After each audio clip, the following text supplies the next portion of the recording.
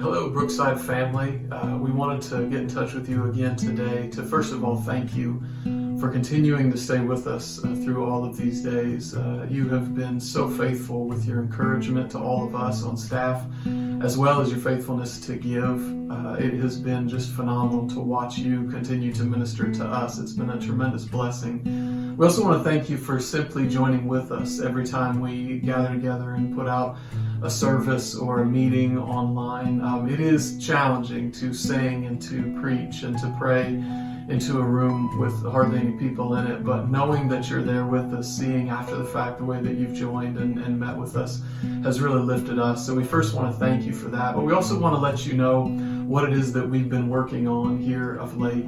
The good news is we are finally, as a nation and as a state, beginning to see some light at the end of the tunnel as the fog is beginning to lift and they're starting to open a few more things up. It has been an encouragement to us, and yet there are simultaneously a couple of factors that are true at the same time. First of all, the truth is that not a whole lot has practically changed here in the state of Ohio as it pertains to us and our meetings together. We're still not supposed to meet together with large groups of people like Brookside is.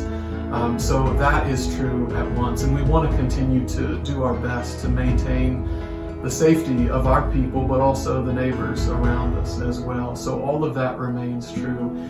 Simultaneously, this reality that we're in is not as it should be, and we recognize that. I think I've been feeling it as much as anybody, that this is not how it's supposed to be.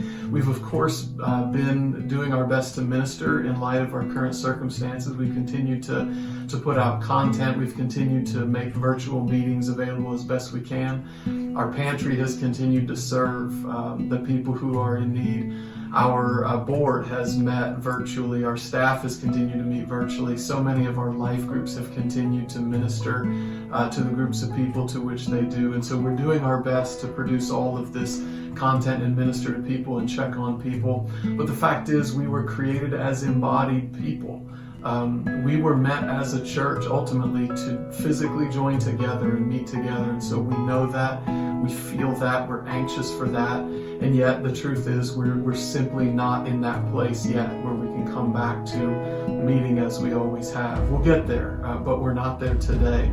And so we want you to know that we've been working on a phased re-entry plan that will work and lay out in concert with the phases that our government leaders share with us. We don't know what all those are yet. We're getting them piece by piece, and so ours will fall into place as well, piece by piece. But we want you to know we have been working on that. We've been doing our best to learn all we can from area churches, from our denomination, and to take in all the best information we can to get us back eventually to the place where we can meet together. But the likelihood is that we'll do that in phases. We'll do it slower than probably most of us wish. But that's the best we can do for now. But we did want you to be aware that that is what we're working on. So I'm working on that today to share it with our staff, for us to pick apart and to look at, as well as to share with our board to make sure that all are in agreement as best we can, that we're doing the best we can. And so what we're asking of you is your continued patience, for one. We're also asking for your prayers, that we act in the best wisdom that we have. And so wait with us, pray with us, and when the time is right, continue back with us. We love you. We're anxious to see you. And so we appreciate your prayers and your support and all that you've continued to do throughout these days. God bless you, and we'll see you soon.